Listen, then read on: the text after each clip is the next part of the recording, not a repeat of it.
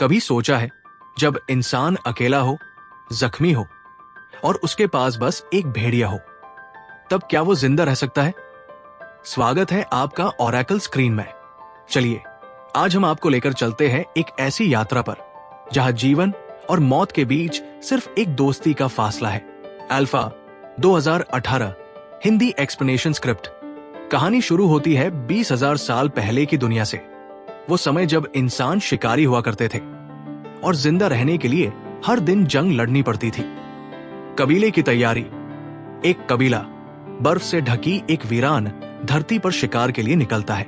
इनका नेता है ताओ, जो न सिर्फ एक शक्तिशाली योद्धा है बल्कि अपने बेटे केडा को इस सच्चाई से भी रूबरू कराना चाहता है कि कमजोरी मौत को बुलावा देती है।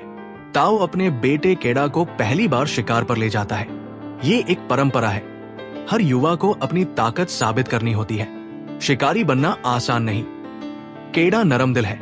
वो एक जानवर को मारने से हिचकता है, जबकि कबीले का नियम है, जो कमजोर है वो जिंदा नहीं रह सकता।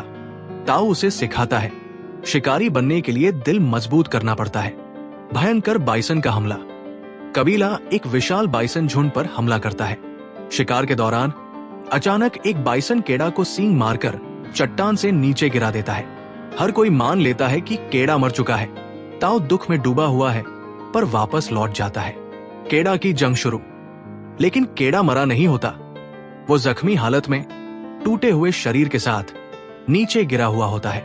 धीरे धीरे होश में आने के बाद उसे एहसास होता है कि अब उसे खुद अकेले इस बर्फीले नरक से निकलकर घर तक पहुंचना है। अकेलेपन से दोस्ती तक। सफर के दौरान केडा पर भेड़ियों का झुंड हमला करता है। वो उनमें से एक को घायल कर देता है, लेकिन उसे मारता नहीं। वो घायल भेड़िया, जिसे वो अल्फा नाम देता है, धीरे धीरे उसका साथी बन जाता है। केडा अल्फा की देखभाल करता है। दोनों के बीच एक अनोखा रिश्ता बनता है। शिकार और शिकारी अब दोस्त बन चुके हैं। मुश्किलों का सामना।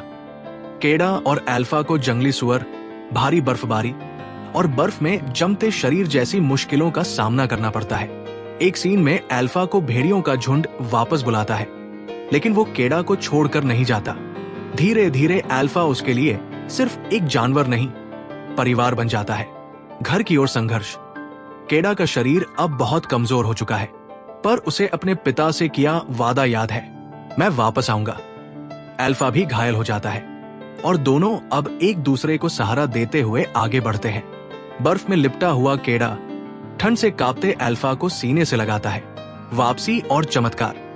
कई हफ्तों की लड़ाई के बाद